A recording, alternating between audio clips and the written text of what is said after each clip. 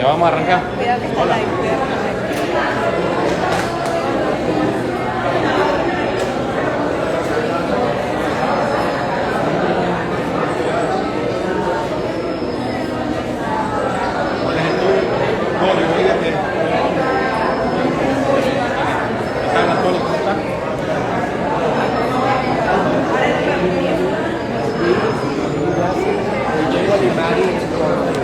No sabía que tú venías.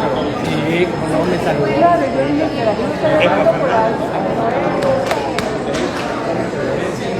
Después se borró. Claro, sí, porque, pero eso fue antes. Ok.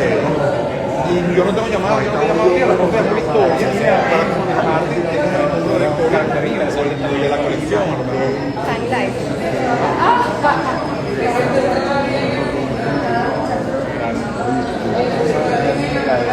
Ya llegó, está descubriendo Miami, viendo todo lo que está pasando, está conectándose por todos lados.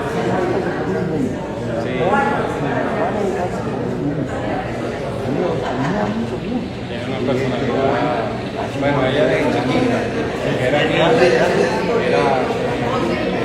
súper madura, era una niña que siempre ya sabía lo que tenía que hacer, siempre era, a nosotros nos impresionaba, nos gustaba, porque decía, verga, chiquita.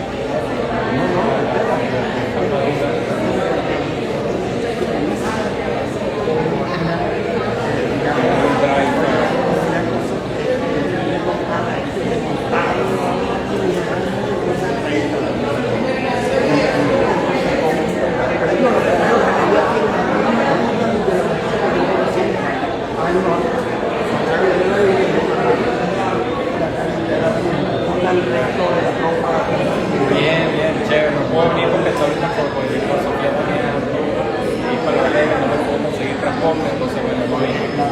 La más pequeña, no, tengo Victoria y después viene Diego, que tiene 21, en el tercer año de universidad, me queda un niño más, y está estudiando un poco. Y después viene Sofía, que tiene 14, que está pequeña, que está en ese momento, soy una chiquita, creo que es.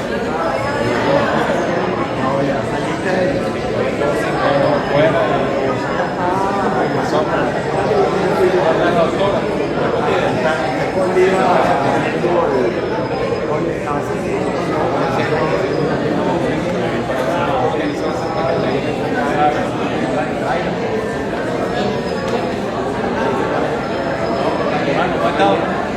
¿Todo bien? Gracias. Déjame dejar una vez.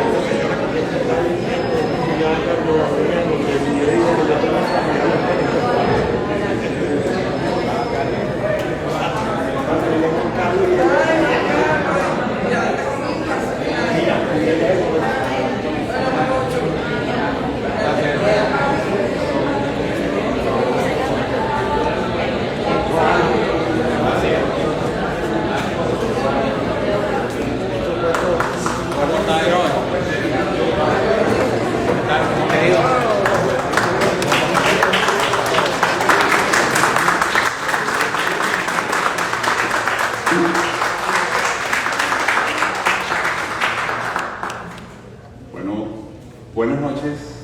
Muchísimas gracias por venir a la colección de Juan Carlos Maldonado.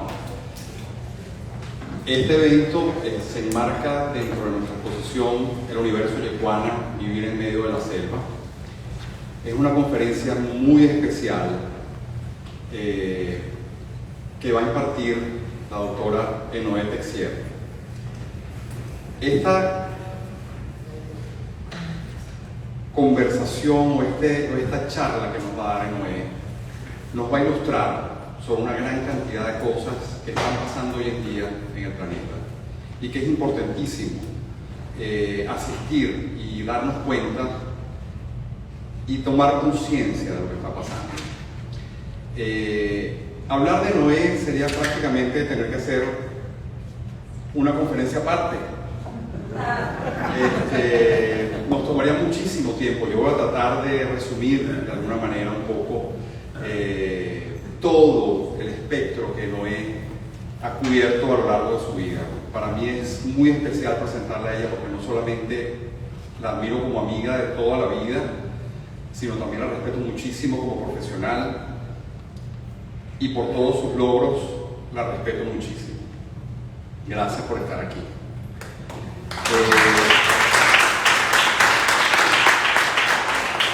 Juan Carlos Maldonado, quien se ha dedicado desde un principio a poner a la orden del público de Miami no solamente su colección, sino también todos los recursos posibles para llevar la educación en base o referente a lo que tiene que ver no solamente con la abstracción geométrica, sino también la relación con otro tipo de culturas, como en este caso.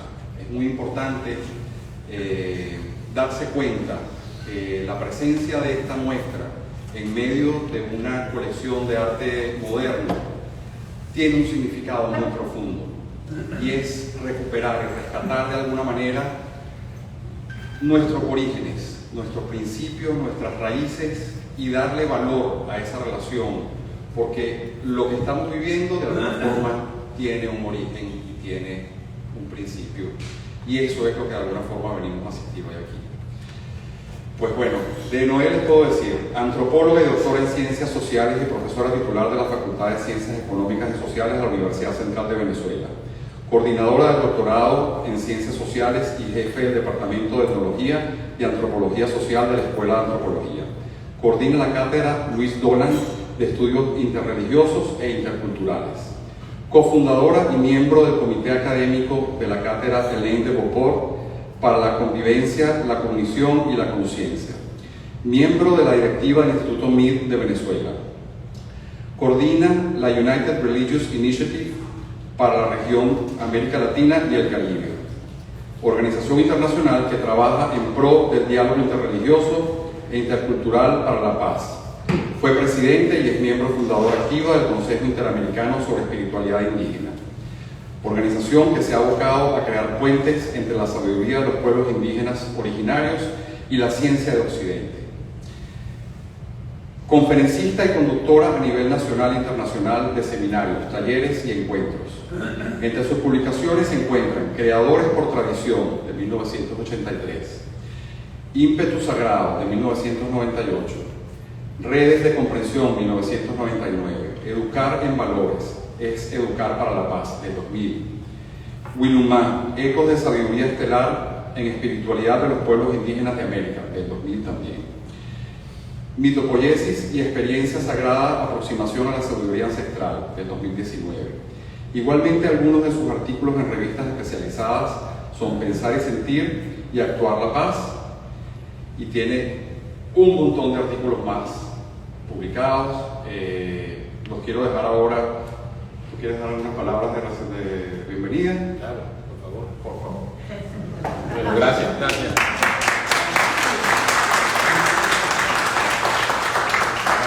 Bueno, bienvenidos todos. Siempre tengo la oportunidad, una vez al año, por lo menos, de verlos, y siempre he dicho que este espacio es para ustedes, para compartir conocimiento.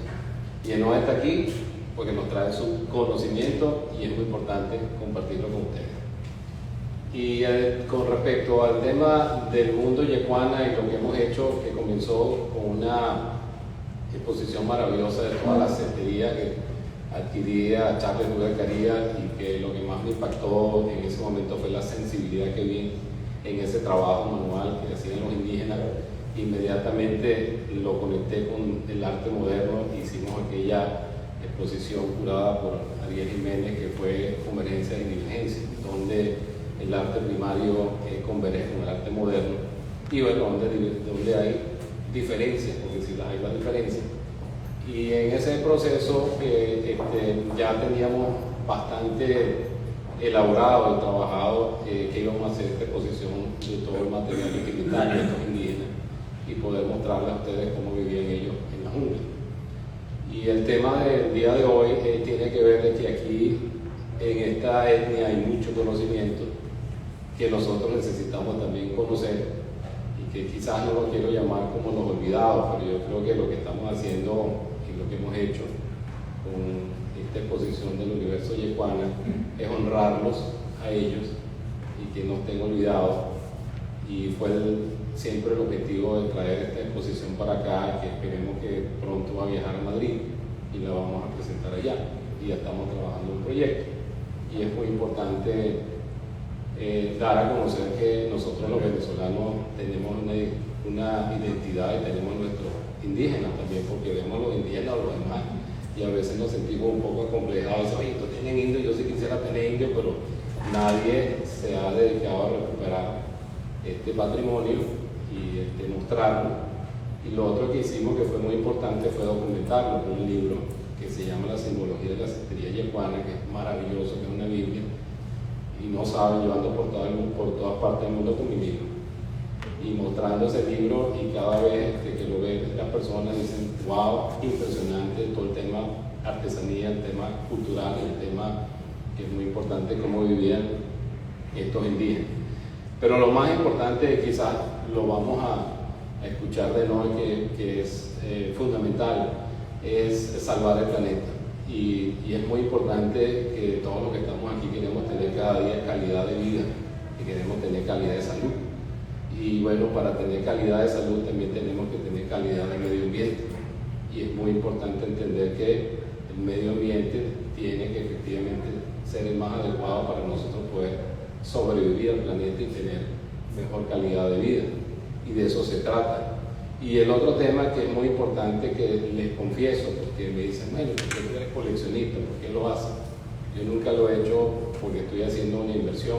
Evidentemente hay cosas que uno sabe que pueden aumentar de valor, pero siempre la sensibilidad es la que me ha traído, y en el tiempo, no voy a decir de edad porque entonces, oye, qué jovencito que no, en el tiempo me he dado cuenta que el arte también te transmite espiritualidad, y aquí hay espiritualidad. Y entonces cuando me dicen, bueno, ¿y cómo esta colección termina con una colección de arte moderno y entonces ahora está ligado con este arte primario? Tiene que ver todo con esa sensibilidad que vemos en cada uno de estos objetos y la espiritualidad, que es muy importante, a pesar de que en un momento dado podemos ver que son materiales duros, pero fueron materiales que se hicieron en la misma jungla y que vienen de la naturaleza. Y ellos, los yecuanas, siempre comunicaban y decían, hombre igual a naturaleza, naturaleza igual al hombre. Así que bueno, muchas gracias por estar aquí. Gracias, no,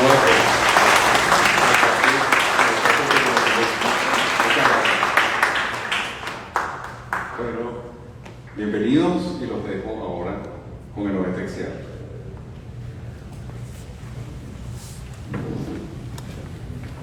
Buenas noches a todos. Muy contenta de estar aquí.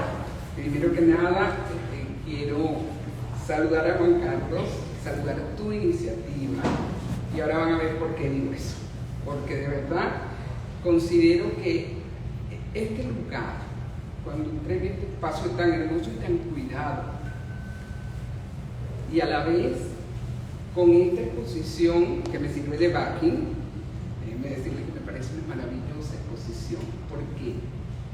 Porque lo que ellos lograron aquí, aprovecho y le echo una flor a Juan Carlos, como decía Ley de Oporo y maestra del cerebro, también a Andrés Michelena, que es el director de este espacio, y a Victoria Maldonado, que es la coordinadora de las exhibiciones.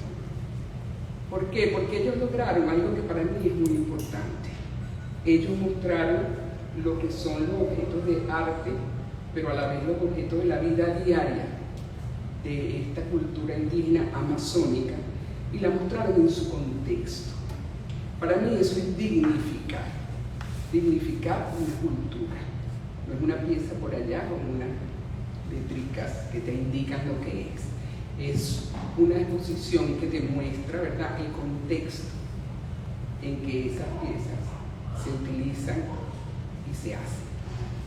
Y en eso ellos son como de vanguardia, y los quiero de verdad hacerles ese reconocimiento, porque a la vez acompañaron las piezas y los objetos con unas maravillosas fotografías de Bárbara Arana, tremenda fotógrafa, que creo a los que ya vieron la exposición que conmueve ver cómo estos objetos, que son fríos, si tú quieres, lejos de su lugar, de la selva, aquí se siente que se hizo presente ese ambiente, ese contexto. A la vez quiero destacar Digo la vanguardia porque ellos se apoyaron en lo que es el valioso y científico trabajo de Charles Robert Carillas. O sea, a veces la gente monta estas piezas y no sabe. Estas piezas las adquirió Juan Carlos después de una vida de experiencia científica de Charles Robert Carillas y a la vez del aprecio y el valor que él le dio a esa cultura que era muy distinta a la suya, como pueden ustedes observar y como van a observar, espero, en algún momento de mi exposición. Entonces, eso les posiciona a ustedes y quizás para el futuro, porque mostrar al mundo, y me encanta que lo van a llevar a España y eso, porque esa es la idea. O sea, la idea, nadie ama lo que no conoce. Para amar algo hay que conocerlo. Y muchas veces, ¿verdad?, no apreciamos porque no sabemos el que tenemos enfrente. A veces no apreciamos porque lo vemos descalzo, lo vemos en guayuco, lo vemos sucio y pensamos, o sea, desde nuestra percepción no valoramos eso, ser humano distinto a nosotros. Bueno, el respeto y el valor que Charles Bruegel dio a su trabajo y a su convivencia con ellos está aquí perfectamente recogido. Y eso me parece muy importante. Bueno, quiero destacar también lo que a mi modo de ver en nuestro tiempo es el principio ético de valorar y apreciar la diferencia cultural.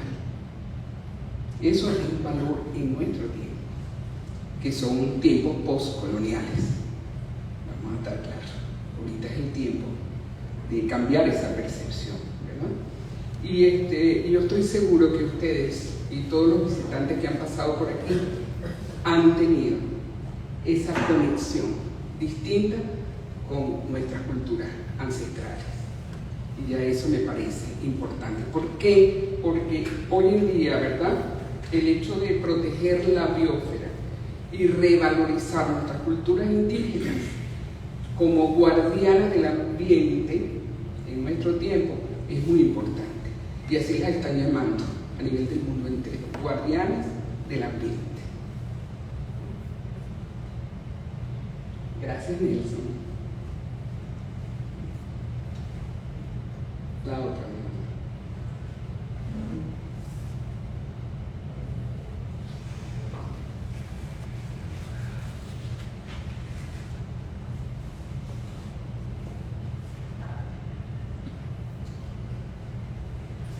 Respire.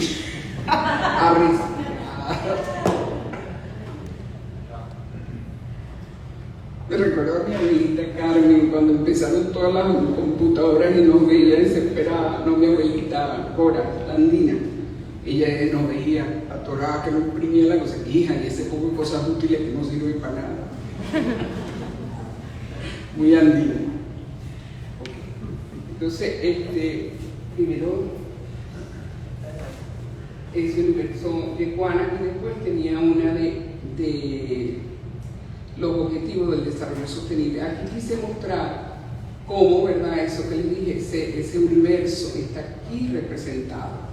O sea, no es la pieza sola y fría, es la pieza en un contexto, el contexto de la vida. Si quieres pasar a la otra, ¿no?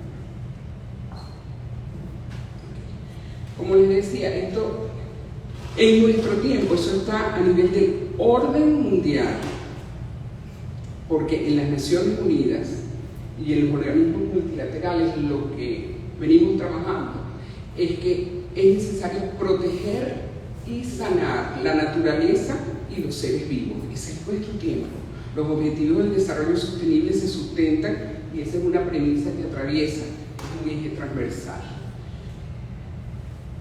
Nosotros somos seres vivos, quizás por nuestra cultura y la manera como nos hemos percibido el mundo, nos sentimos que somos la gran cosa, pero resulta que nosotros somos seres vivos, como todos los seres vivos del universo, somos parte de eso.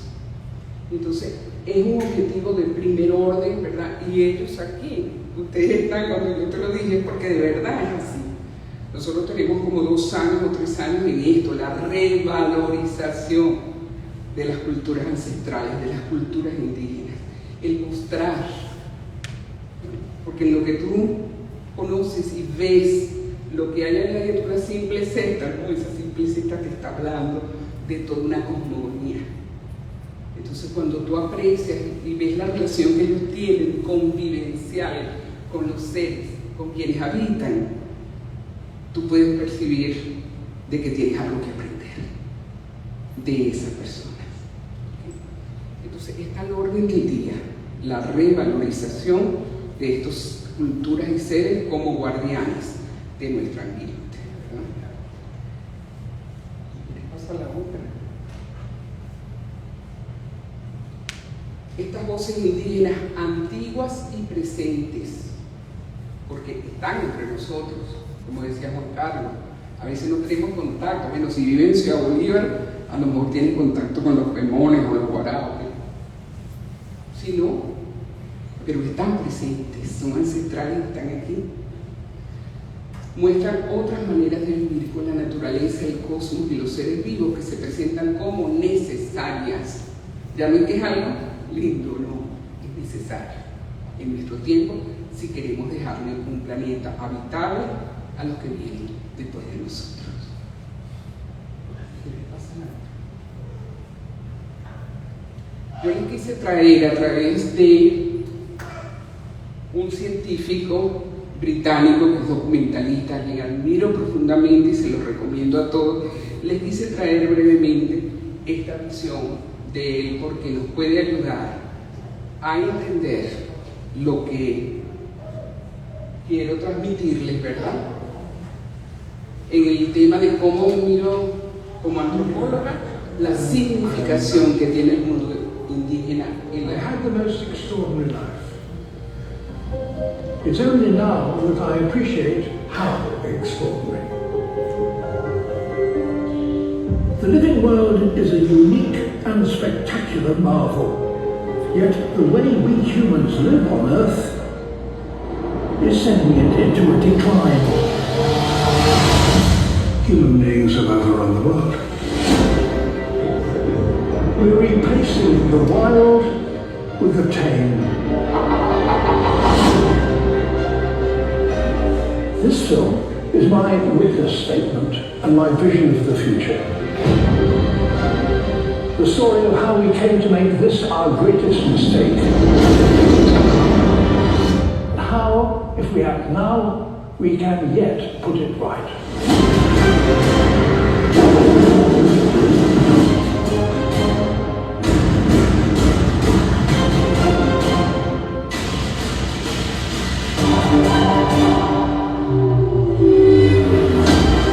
Our planet is headed for disaster. We need to learn how to work with nature rather than against it.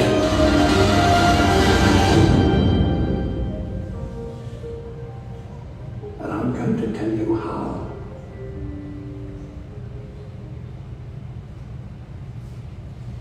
Se lo recomiendo. 93 años pasó su vida este científico, no solo investigando nuestra madre tierra, sino a la vez documentándola. Entonces, yo se lo recomiendo ampliamente. A través de él quise decirle brevemente que él dijera lo que en la ciencia nos ha traído hasta aquí. Pero él, lo mejor que yo, sobre todo más brevemente. El arte, es lo que aquí nos reúne en este espacio, es una buena ventana hacia las culturas indígenas para que podamos apreciar lo que es esa relación convivencial y en correspondencia con la naturaleza. La capacidad de expresarnos artísticamente es una cualidad ontológica de nuestra especie y donde quiera que se manifiesta nos expone a nuestra conexión con el espíritu, como decías tú acá. Esto, la capacidad de expresarnos y esa cualidad ontológica son temas muy amplios para los antropólogos. Sin embargo, yo quise aquí abordar lo ontológico, que es para donde voy, porque es lo que nos conecta. Y es lo que vamos a ver, ¿verdad?, que se expresa aquí, por lo cual tú has podido unir lo que es el arte moderno con estas artes primarias, entre comillas, como la llaman ustedes los artistas, ¿no? Ariel Jiménez, que es el curador de esta exposición y de la otra, ¿verdad?, Emergencia, me gustaron mucho, ahí están en el catálogo varios de sus textos. Me gustaron mucho porque le noté como un gran respeto que no es común hacia estas culturas, hacia estos objetos de arte. Él nos dice que este núcleo, llamémoslo antropológico, cumple una función central dentro de cualquier colección moderna, la de responder a ese doble anhelo de nuestro tiempo que, junto con el deseo de progreso tecnológico y bienestar humano, busca anclar su experiencia en las necesidades psicológicas más profundas de la humanidad. Y si quieres, pasa, yo tenía ahí un videito de él. Esa esperanza, ese entusiasmo moderno por la industria y la tecnología generó siempre desde el inicio un profundo temor. ¿Qué será de la humanidad cuando hayamos perdido contacto con lo que fue nuestra vida durante milenios? ¿Qué será de la vida humana sin contacto con sus raíces? Y yo creo que esa doble tensión de lo moderno se manifiesta primero por una voluntad de crear nuevas formas expresivas. Cada artista quiere crear lenguajes nuevos, formas nuevas de expresar su contacto con el mundo, pero al mismo tiempo por una voluntad no solamente importante, sino vital para los artistas, de conectarse con las formas estéticas del arte llamado primitivo o primario. La colección de Juana, que acaba de referir, la Juan Carlos Maldonado Collection, cumple esa función, viene a llenar de vacío que hay en una colección moderna cuando no contiene objetos de estas manifestaciones esenciales de las artes primitivas.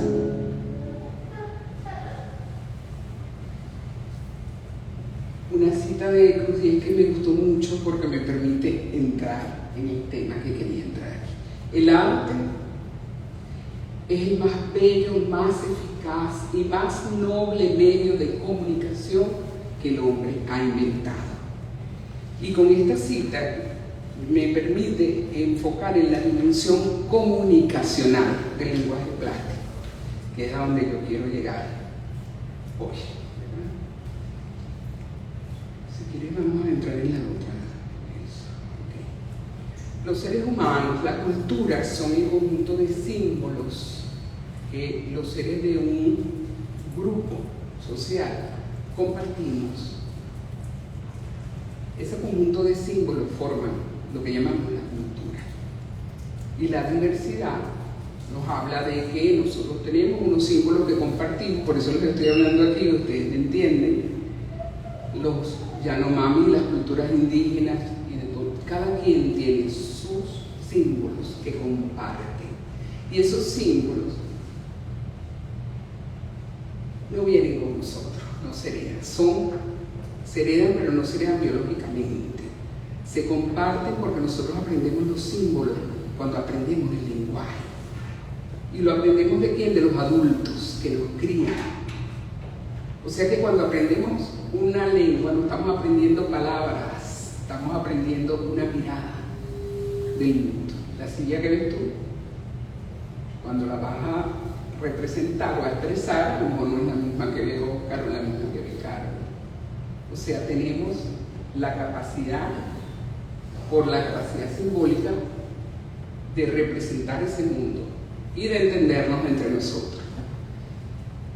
Cuando se desarrolla el lenguaje fue muy importante en la historia de la humanidad, porque al ponernos de acuerdo a los símbolos, ¿verdad? Es como Capital Recorder, dice Edgar Morin. O sea, con eso dimos un gran salto en la evolución, en el desarrollo de las sociedades humanas, porque ya podíamos ponernos de acuerdo y a la vez podíamos heredar percepciones de la realidad y comportamientos. Entonces, esos símbolos compartidos, esos símbolos que vemos aquí, tienen un significado, pero un significado en contexto. A la vez tienen una característica, yo eso le enseño a mis estudiantes. El símbolo, una de sus características es polisémico. Un mismo símbolo puede expresar muchas cosas, de acuerdo al que lo está viendo y lo interpreta y a su contexto. Por ejemplo, rosas blancas. Si yo pregunto aquí qué es para ti las rosas blancas, tú me vas a dar tu significado. A veces es muerte para algunos, pero para otros es pureza. Las rosas rojas pueden ser amor, pero dentro de otra cultura pueden no significar nada. La serpiente en el contexto cristiano es símbolo del mal, pero la serpiente entre los navajos, entre las culturas indígenas, es fertilidad. Entonces, un mismo símbolo puede tener muchos significados, de acuerdo a la cultura que lo está interpretando. Y de allí que tenemos que aprender a reconocer y a enriquecernos con la diversidad cultural.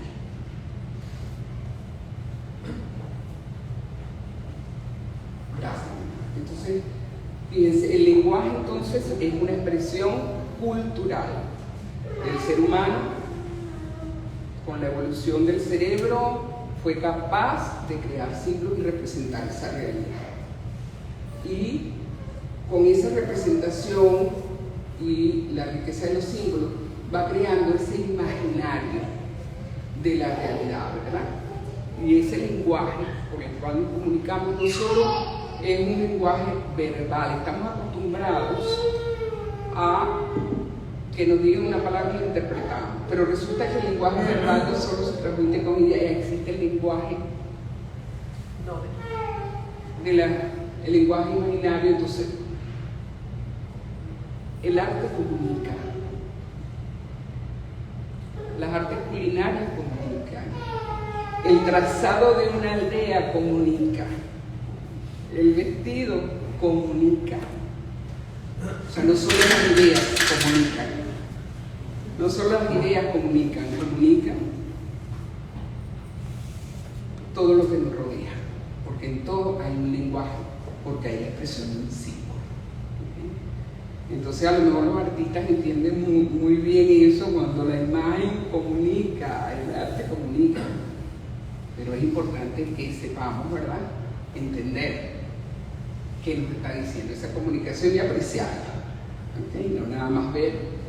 Eso los antropólogos lo trabajamos bastante, ¿verdad? Ver lo que una idea significa, la disposición de los objetos, cómo tú cocinas, las maneras, etc. Todo eso tiene un sentido para nosotros que descubrir ahí, que nos está diciendo ese objeto o esa aldea o esa cocina. Igualmente, si quieres, pásame. Yo particularmente me ubico dentro de lo que nosotros llamamos el diferencialismo en antropología. ¿Por qué? Porque desde la perspectiva diferencialista te puedes apreciar esa diversidad de la que les hablaba. Por eso yo me uno a la corriente del multiculturalismo, que es nuestro tiempo.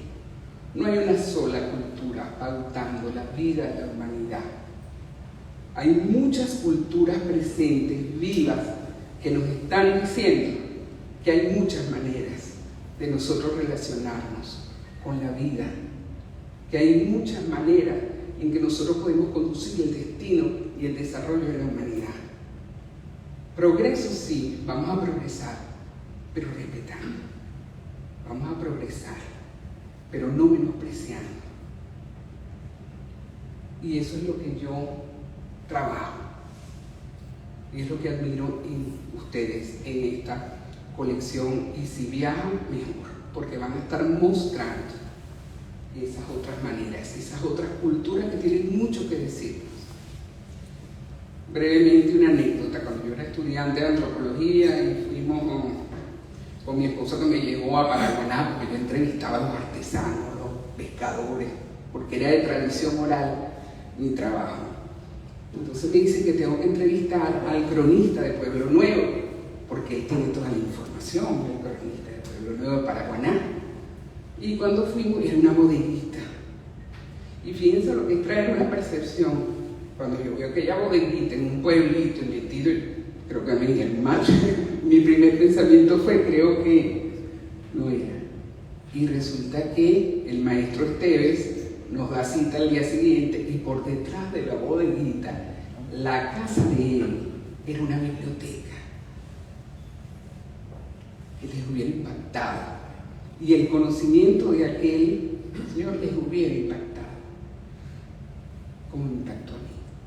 Pero si me quedo con la primera percepción, a lo mejor no me equivoqué de persona. Entonces tiene mucho que decirnos estas otras culturas, estos otros seres humanos que han convivido tanto tiempo, también aunque fueran subestimados, se dice, pero tienen mucho que decirnos en este tiempo de la humanidad.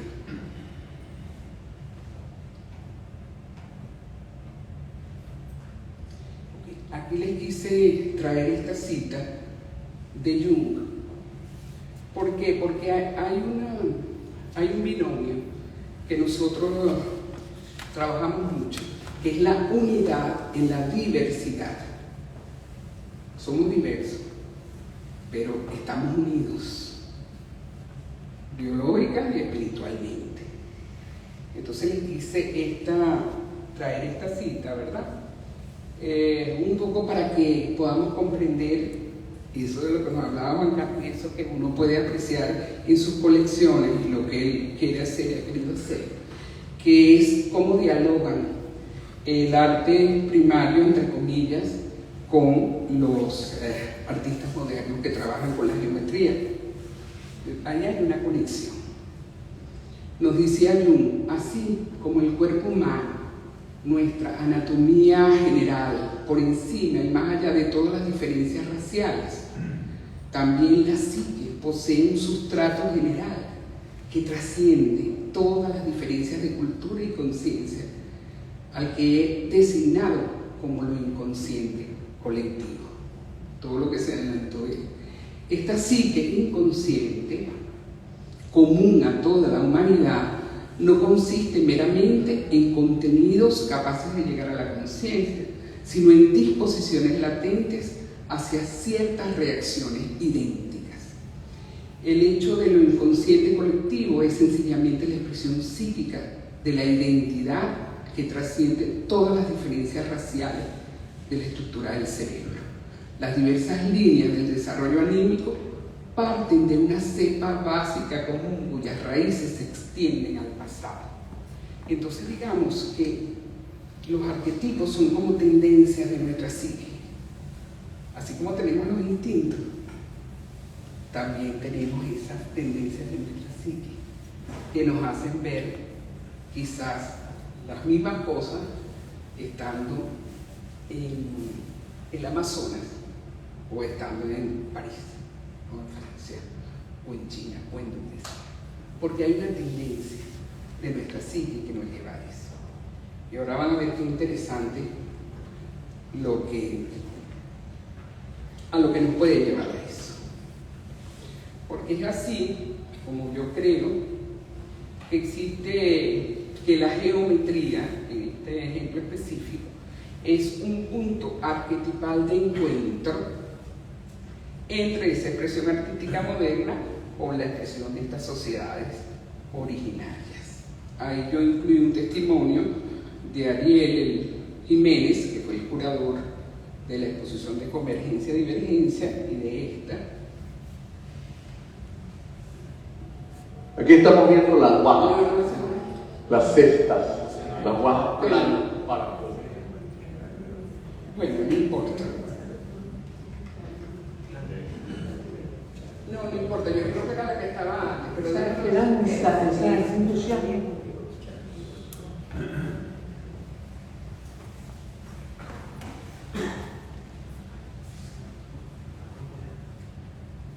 Sí, si quiere volverse a poner por si alguien... Esa esperanza, ese entusiasmo moderno por la industria y la tecnología generó siempre desde el inicio un profundo temor. ¿Qué será de la humanidad cuando hayamos perdido contacto con lo que fue nuestra vida durante milenios? ¿Qué será de la vida humana sin contacto con sus raíces. Y yo creo que esa doble tensión de lo moderno se manifiesta primero por una voluntad de crear nuevas formas expresivas. Cada artista quiere crear lenguajes nuevos, formas nuevas de expresar su contacto con el mundo, pero al mismo tiempo por una voluntad no solamente importante, sino vital para los artistas, de conectarse con las formas estéticas del arte llamado primitivo o primario. La colección de Juana que acaba de adquirir la Juan Carlos Maldonado Collection cumple esa función, viene a llenar ese de vacío que hay en una colección moderna cuando no contiene objetos de estas manifestaciones esenciales de las artes primitivas. Entonces un punto arquetipal de encuentro en estas dos maneras de hacer arte, apuntando a qué, a la geometría. Y resulta que eso hoy en día, y lo sabemos algunos, ¿verdad? Porque te impacta, pero a la vez el arte y esa imagen tiene la capacidad de llevarte dentro de ti y conectarte con tu esencia y con tu espíritu. Por eso es que el uso de los mandalas hoy en día, o atención plena, por ejemplo, una práctica de atención plena que a través de un mandala, que está una lámina más adelante, podemos entonces, porque ver esa imagen nada más te está conectando interiormente, aunque consciente no estés. Entonces es importante nosotros apreciar el valor de la geometría como un arquetipo que puede inspirar a muchas cosas. Si quieres, pasa. Quise traer aquí una cita de Edgar Morin, que es otro de mis maestros, el biólogo y antropólogo francés, porque él nos muestra cómo el ser humano, nosotros somos animales evolucionados, somos animales simbólicos, como decimos nosotros. ¿Por qué? Porque en nuestra evolución, que va en miles de años, en nuestra evolución del cerebro, fuimos capaces, ¿verdad? Hace más o menos en el Neandertal, hace más o menos 300.000 años, ¿verdad? Llegar a esa evolución de la conciencia. Para él nos da dos pistas, nos habla de la sepultura y la pintura, como aquellas dos cosas que nos mostraron que había Sapiens dado un salto cualitativo en la conciencia. Brevemente la sepultura por aquí. Porque los animales, ¿verdad?, están conscientes de la muerte física. Incluso hay algunos animales como los chimpancés, que ustedes ven que cuando se muere la cría, lloran, sienten, porque ahí hay cerebro límpico, pero sienten y lloran, pero la dejan y se van. O sea, cuando Sapiens, el hombre del Neandertal, empieza a enterrar a sus muertos, encontramos en las sepulturas objetos que nos están hablando del ritual, las pertenencias de la persona que murió, las comidas que más le gustaban. Y eso es un indicio para nosotros de que hay un salto cualitativo de la conciencia, porque la muerte física no hace como el chimpancé, que lo lloran y se van, ¿no? Ahora crean el mito de la vida más allá de la vida. ¿Por qué? Porque la angustia de la muerte física es tan grande, ya cuando tenemos neocorteza, incapacidad de pensar e imaginar, que nos imaginamos que hay otra vida, creamos mitos y le celebramos los rituales funerarios a nuestros muertos.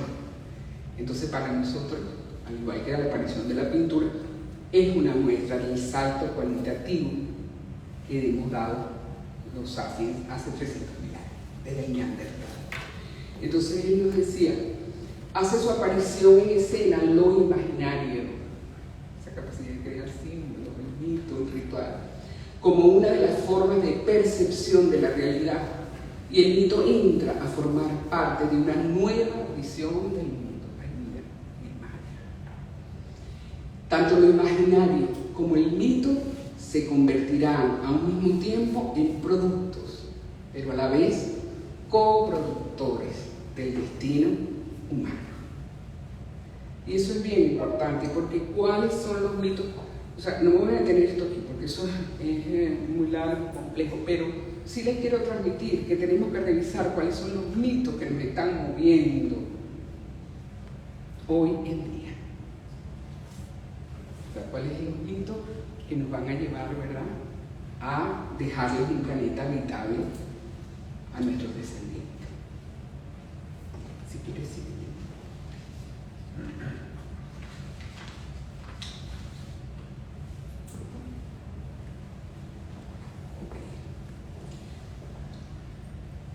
Para nosotros los que estudiamos el cerebro, sabemos que hubo una evolución del cerebro. Millones de años. Porque resulta que nosotros tenemos un cerebrito aquí, que es el cerebro reptilo básico que compartimos con los reptiles y los animales de sangre fría.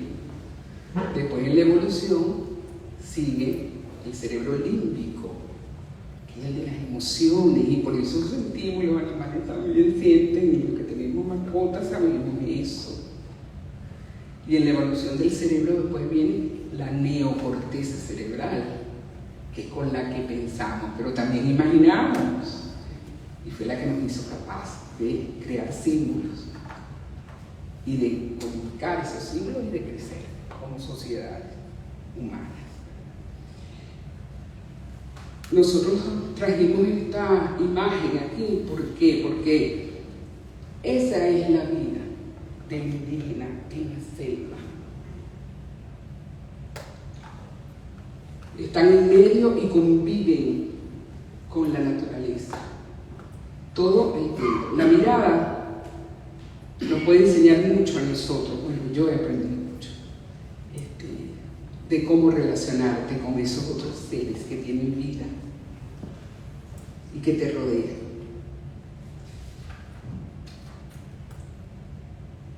Si quieres pasa, a ver si se ve el testimonio.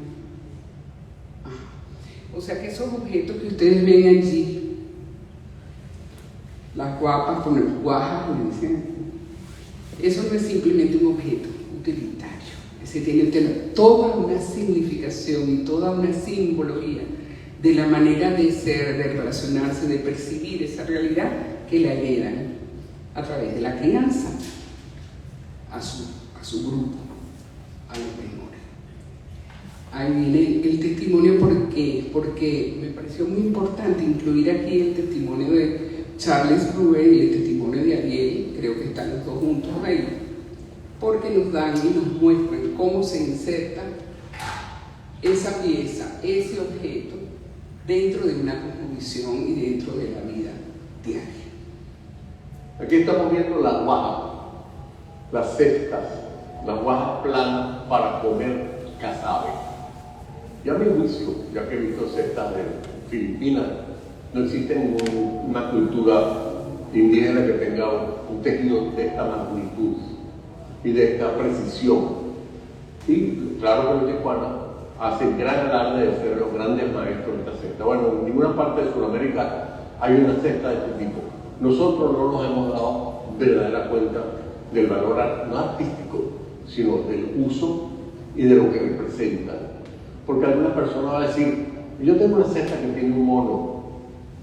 Rey Arápero, el que trajo la noche, el que dejó a la tierra en manos de Orosha, el maligno, por curioso. Entonces, digamos, esa que está allí, aquella es Mano Feli, Mano Taja, quiere decir la huella del tigre. Porque hay una que se parece que es esta, que es Mano Feli, que es el hocico del tigre. Esta que está acá es Kunto, la rana saltarina que trae el mani, que es el peramano, la resina, para pegar la escalera que lleva al cielo y rescató a las constelaciones. Que estos son, no solamente son platos, como ellos llaman guajas, para comer el casabe que han producido las mujeres en un arduo trabajo, sino que además son objetos que podemos llamar mnemotécnicos, es decir, que le permiten, mientras se están comiendo en el seno de la familia, discutir la iconografía que contiene y que a menudo cuentan o permiten discutir algunos de los episodios más importantes de la mitología tehuana, que ellos llaman la Huatuna, que pueden ser ritos fundacionales, por ejemplo, de la creación del mundo, del diluvio, de la aparición del día y de la noche, de la creación del hombre y de la mujer, de los primeros seres sobre la tierra, en fin, una cantidad de relatos mitológicos que explican el universo para todo poblador del mundo.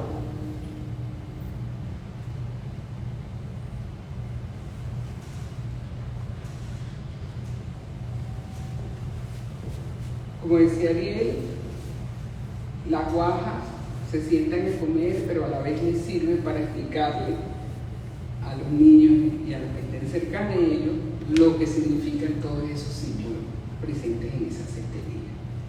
Entonces es así como no solo es un plato, es una manera de mantener la cosmovisión viva y presente en las nuevas generaciones. Si quieres pasar a la otra.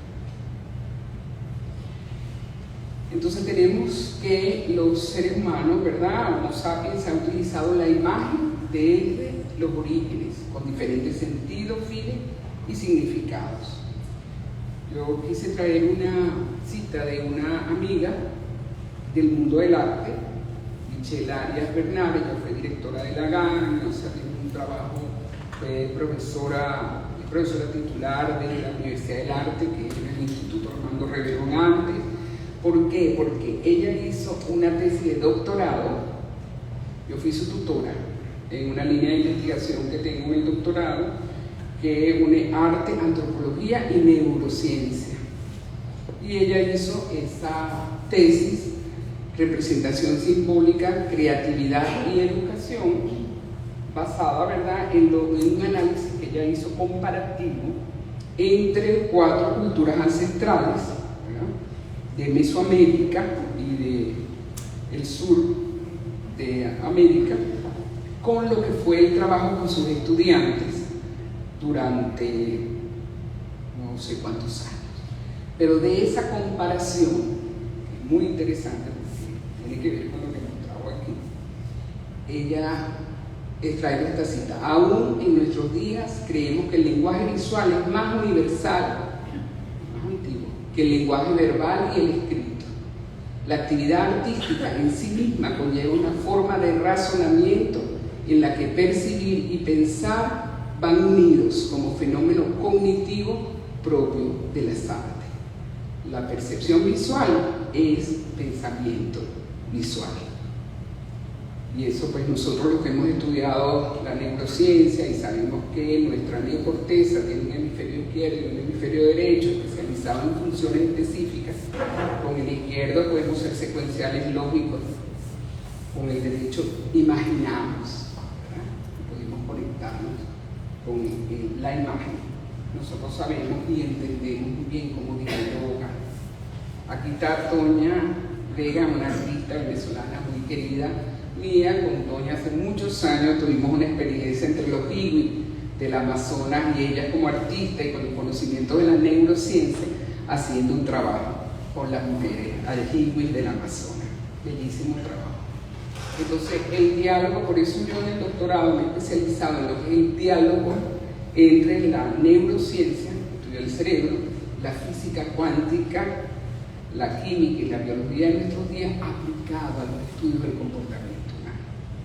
Y la física cuántica no es nuestra materia de hoy, pero nada más le quiero dar ese ejemplo, porque la física cuántica nos enseña a ver cosas que antes no veíamos. Nos enseña a ver cosas que quizás ellos ven, porque acallan su hemisferio izquierdo de la lógica, del juicio, de la razón, y se conectan con la vida directamente. Entonces, eso se los quiero transmitir. Y la nueva física nos está enseñando que en realidad no es nada más lo que vemos. Aquí hay muchas cosas que aunque no veamos, están. Y eso la nueva física nos lo ratifica y nos ayuda a nosotros, por lo menos a los que estamos en este camino, a que sean revalorizadas estas culturas por lo mucho que pueden enseñarnos de eso a nosotros. Entonces vemos que la geometría tiene un rol primordial. O sea, no es por azar que tú hayas querido hacer eso, tiene un rol primordial porque modela y canaliza nuestra esencia estética, que es la tendencia natural hacia el orden, hacia la belleza, es la tendencia natural hacia eso, al arte, y se ha empleado desde los tiempos primordiales de la historia de la humanidad para representar el mundo metafísico, la conexión con el misterio que fascina. Y vemos ahí, yo quise poner ahí ese mandala, porque nosotros desde la Cátedra Luis Dolan de la Universidad Central de Venezuela hemos estado haciendo un trabajo de diálogo interreligioso intercultural, formando a los jóvenes en educación en valores. Y una de las cosas que le enseñamos a esos estudiantes que se van a graduar y tienen que hacer servicio comunitario, con las prácticas que van a hacer a los colegios, a niños entre 6 y 12 años, es la atención plena. Enseñarlos a meditar, pero a meditar con los mandalas, que son la geometría que te está impactando inconscientemente y te está ampliando los niveles de conciencia.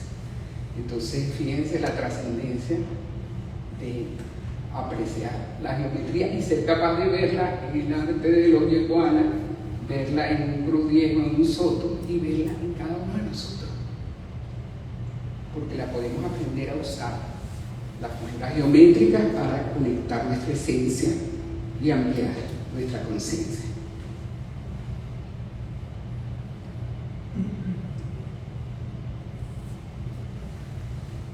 Ay, no olvidé, pero bueno.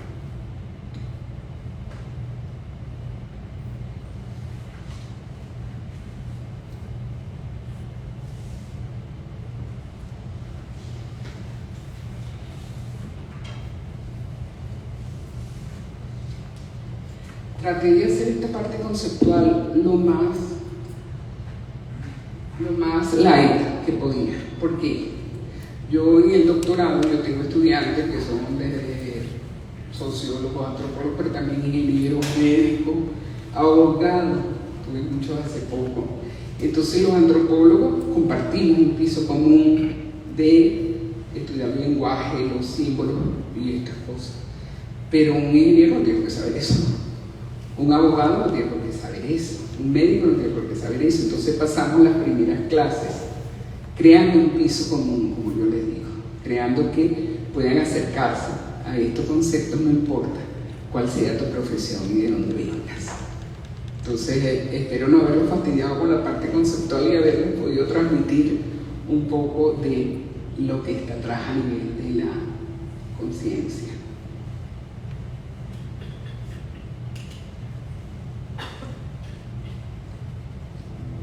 Aprendí a tocar la música, aprendí a fabricar la flauta, aprendí a todas las cosas que un hombre necesita, hacer una criada, a cómo se utiliza la suela, cómo se pueden cortar los árboles en la selva y tener el cuidado de que los huecos, como están en la cumbre, que arrastran 10 árboles más, no te vayan a matar. Cada detalle, cómo manejar la criada, cómo manejar el remo, no hay nada. Por lo tanto, me convertí en un hombre más desnudo como ellos, como un guayuco. Eso definitivamente me transformó a los 21 años y hoy tengo 84. Y mi hijo, en una oportunidad, mi hijo Changa, que me ha acompañado en muchas expediciones, me dijo: papá, ¿y cuándo regresaste a estudiar ya? La respuesta era muy sencilla, muy fácil. No, se me trancó la respuesta. No regresé más nunca. Parte de mi ser, mi estructura, mi conocimiento, mi ambición, mi escrito, está ahí. Entonces, cada una de estas cosas es parte de mi propio ser.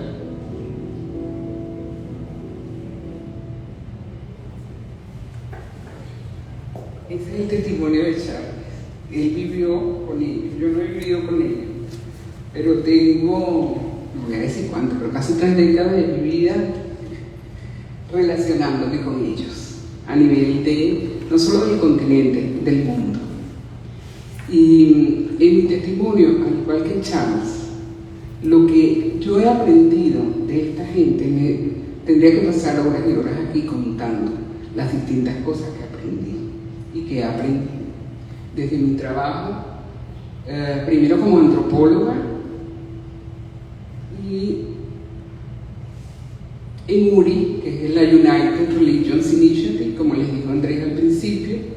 Yo coordino para ellos América Latina y el Caribe, y nosotros estamos en 16 países y tenemos 64 círculos de cooperación, que llamamos círculos de cooperación. Son grupos que trabajan en sus comunidades por los derechos humanos, por la educación para la paz, por el ambiente.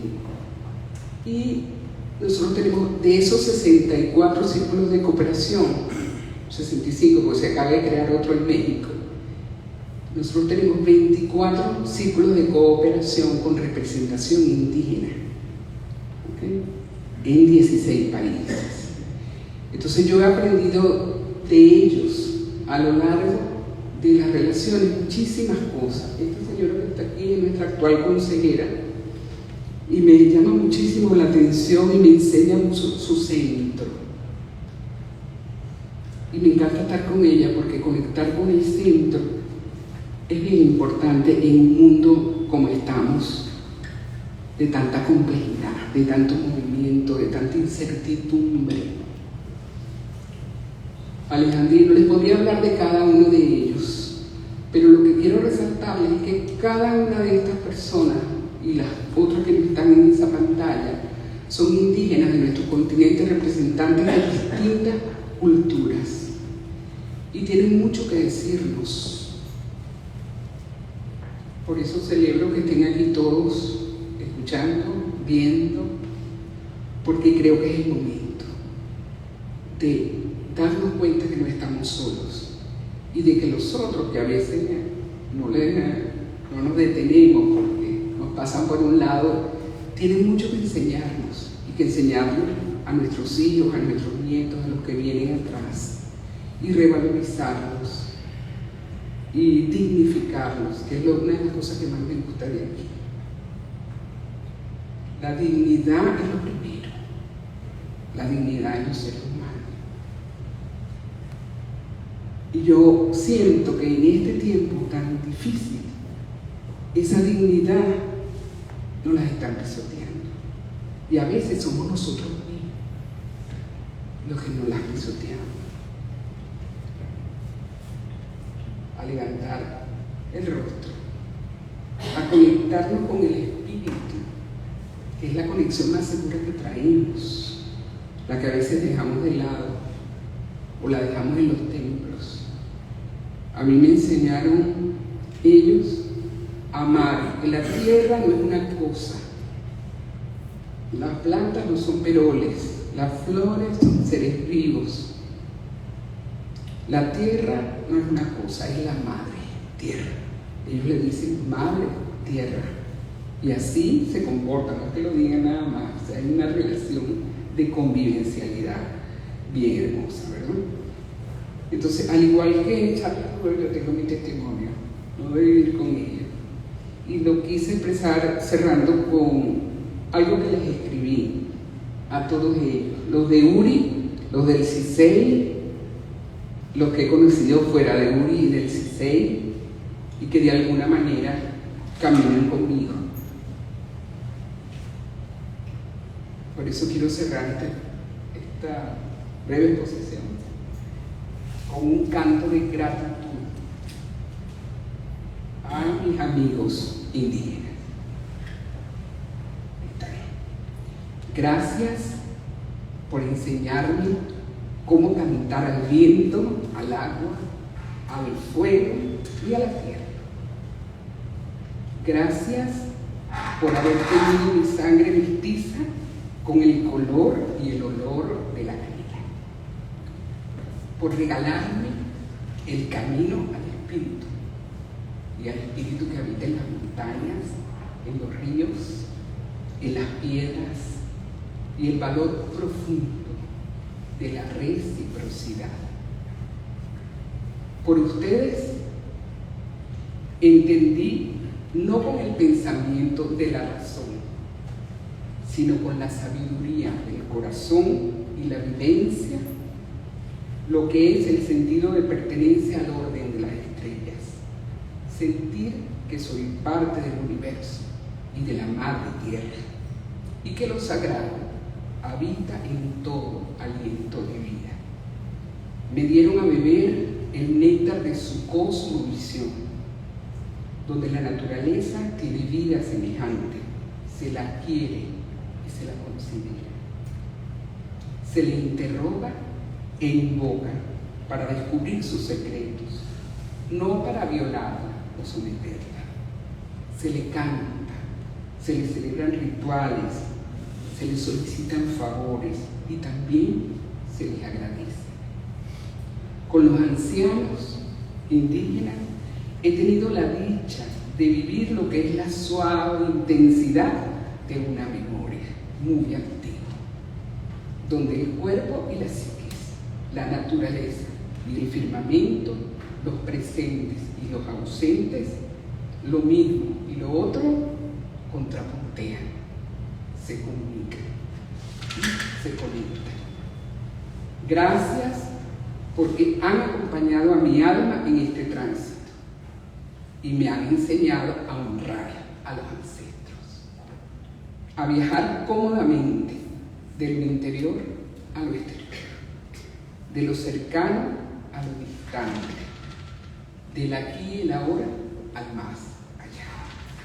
La ciencia ha abierto puertas valiosas a mi comprensión de la realidad, pero ustedes, los indígenas, me mostraron el camino del corazón y me iniciaron en el arte de tejer con amor los hilos invisibles que nos unen a todos los seres vivos y nos siembran en la piel de la Madre Tierra.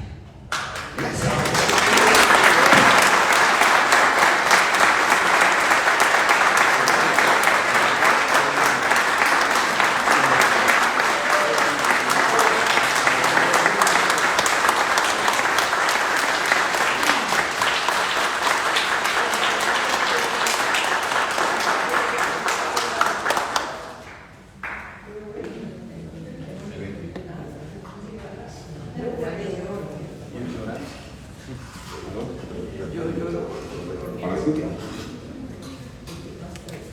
Yo no sé qué más puedo agregar. Absolutamente nada. ¿Funciona o no? Ahora sí. Pero tal vez ustedes tengan algunas preguntas que quieran hacer y el momento para hacerla es en este momento. Creo que la ponencia fue magistral, extraordinaria, bellísima, hermosísima y vital. Pero queda en manos de ustedes. Si alguno quiere hacer alguna pregunta, bienvenido. No, yo quiero darle las gracias por me encantó y quería pedirle permiso al marido de ella para si lo podemos clonar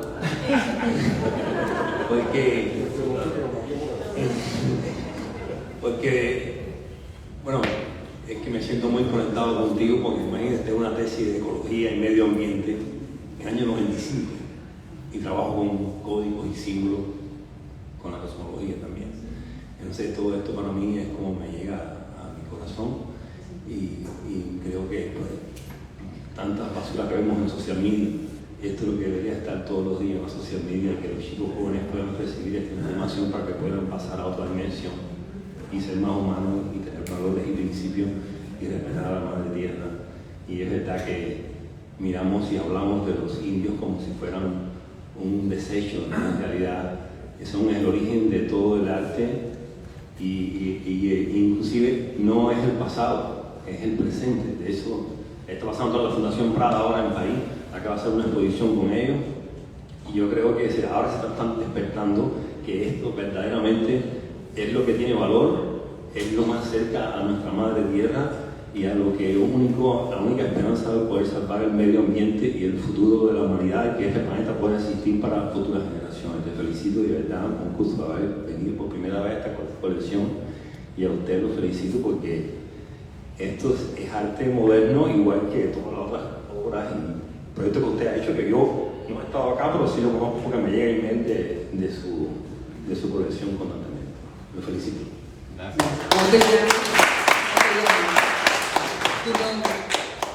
Mi nombre es Antoine, soy artista contemporáneo, pero trabajé con él en una galería también que con un gran grupo de Venezuela, y trabajo arte contemporáneo conceptual, ecológico y con tecnología.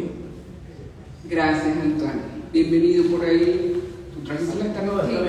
Una pregunta para él, a ver, porque surgió la inquietud y había un rumor de que tú ibas a repartir copias de la poesía tuya. ¿Qué divertida? Copia. ¿Quieres copia? Oh, no es verdad. Puede ser. Bueno, que surgió el rumor, había una inquietud de que si tú ibas a repartir copias de la poesía. Como viste, ¿No? Sí, podemos repartirla. Es más, tú traes una tarjetita. Ahí hay unas tarjetitas mías que. Hay unas tarjetitas mías. Bueno, entonces, Si quieren quedar conectados, ¿verdad? Yo les puedo mandar lo que desean, lo que les pueda nutrir, lo que les pueda servir. excelente, gracias. Excelente presentación, muchísimas gracias. Un comentario que me pareció bien importante que hiciste fue el cómo cambiar, no sé si se puede decir, el inconsciente colectivo de lo que significa progreso. Porque creo que tenemos este mito metido en la cabeza que el progreso es desarrollo, y el desarrollo es lo que mata la naturaleza. Entonces me pareció bien interesante que dijiste ahí al principio, que me pareció interesantísima, porque ¿qué es lo que es el progreso? Claro, tenemos metido que es esta idea de construir más, tener más, consumir más, y realmente el progreso debe ser stewards of the earth, o sea, ser realmente como los indígenas, que son los que ¿cómo se dice? Stewards, los que son los guardianes de la tierra. Eso es lo que debe ser el progreso. Entonces, súper interesante escuchar. Muchas gracias. Gracias a ti, mi amor. ¿Cómo te llamas? Elizabeth Pérez. Elizabeth. Mira, muy interesante lo que estás planteando, Elizabeth. Y el mito es muy importante. O sea, yo le enseño a mis estudiantes, por ejemplo, que el mito, así como nos puede llevar, si lo utilizamos en la sección de mitopoiesis, que es lo estético, el orden, la belleza, si lo usamos como algo que nos inspira, ¿no? Nos puede llevar a hacer grandes cosas. Si nosotros usamos el mito en su carácter mitagógico, que aliena, porque lo confunde con la realidad, y que el héroe, la patria, le rinde homenaje al héroe. Entonces, es bien importante que nosotros aprendamos a utilizar. Y lo que dice, ¿por qué nos hemos traído hasta aquí que a Tejoco nos está mostrando? Y lo más interesante es que él nos dice, hay tiempo, si lo empezamos ya. Entonces, ¿por qué? Porque hemos sido movidos por el mito del progreso, pero del progreso, que todo es el progreso. Y mira dónde nos está trayendo ese mito del progreso ilimitado, ¿verdad? Entonces, a mí me gusta una cosa que aprendí hace muchísimos años, entrevistando en Santa Fe, Nuevo México, a una indígena canadiense. Para ellos no es progreso, porque eso es como lineal para ellos, ¿verdad? Y ellos hablan de crecimiento. Entonces, es bien lindo eso que aprendí, porque ya yo sustituí la palabra del progreso, que nos lleva, ¿verdad?, por la carga significativa que tiene, por el símbolo que nos está llevando a la... Bueno, yo hago todo por progresar y no me importa quitar este árbol, matarlo, por crecimiento, y crecimiento en espiral. Así no nos sentimos mal tampoco, porque si puedes estar aquí, puedes estar abajo, pero sube. Entonces es bien interesante lo que tú estás diciendo, y nosotros le dedicamos tiempo a ese tipo de reflexión, el mito prometeico del progreso, y vamos a ver si nos sirve el símbolo de crecimiento. Gracias, Elizabeth. Buenas noches, yo soy Andrés Hierro, soy médico egresado de la Universidad Central y tuve el honor y el placer de pasar tiempo con muchos de los indígenas que estabas hablando, ¿no? La pregunta que te tengo es: ¿qué se está haciendo hoy en día para proteger a los Yiriguanas, para proteger a los Yaroa, para proteger a los Yanomami, sobre todo la parte artística y cultural? Porque me acuerdo la última vez que vi a un yaguana tejiendo fue hace más de 30 años. Y me acuerdo que ya habían contado con una mano los yaguanas que todavía seguían tejiendo. Igual pasó con los Yanomamis, que muy pocos están pasando a la cultura. Entonces, con toda la destrucción que uno ve, con todo el progreso y los garimperos y la minería, veo mucho más destrucción que creación. ¿Hay algo que se está haciendo para protegerlos hoy en día? ¿Cómo te llamas tú? Andrés Villarruel. Andrés. Y soy egresado de la Central.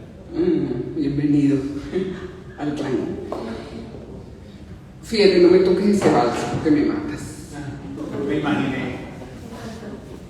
Porque hemos trabajado mucho, igual con mi esposo, hace muchísimos años. Nosotros trabajamos por la declaración de la Gran Sabana venezolana, en la frontera con Brasil, como patrimonio natural de la humanidad.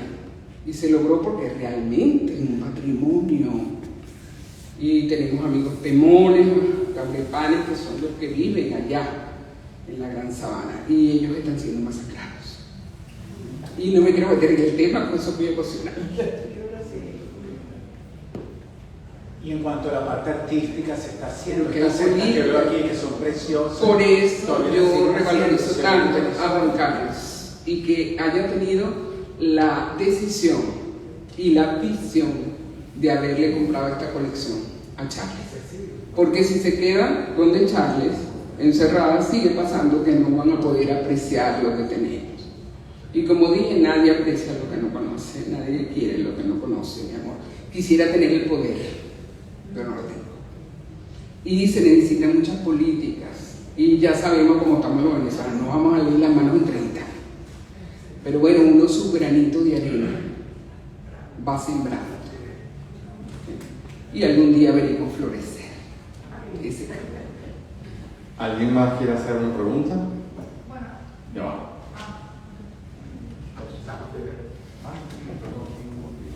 Bueno, nada, quería un poco comentar porque me pareció excelente.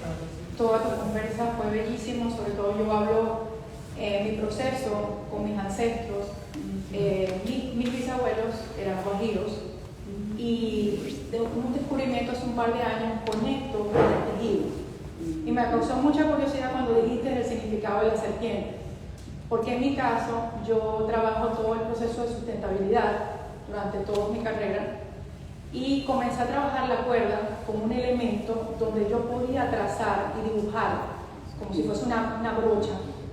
Y ahí, a su vez, comencé a sacar la parte de adentro de la cuerda, que es lo que yo denomino el alma. Yo comienzo a guardar esa cuerda, que la llamo el alma, y coloquialmente también lo llamo la carnita, y en un momento determinado, jugando con mi hijo, comencé a tirarlas al piso y inmediatamente conecté con mis antepasados. Porque en ese momento mi mano hizo conexión con la cuerda y fue una sola danza rítmica que me comenzó a desarrollar un proceso de tejido convencional que ahora lo llevo también como un tejido contemporáneo. Eso quiere decir que manejo el tejido indígena, pero que tengo muchos puntos de fuga, nudo, y básicamente es un proceso de hacer catarsis y conectar con mis ancestros. Y yo creo que indirectamente estoy siguiendo el legado de ellos y a su vez lo estoy transmitiendo para mis hijos que también tejen conmigo.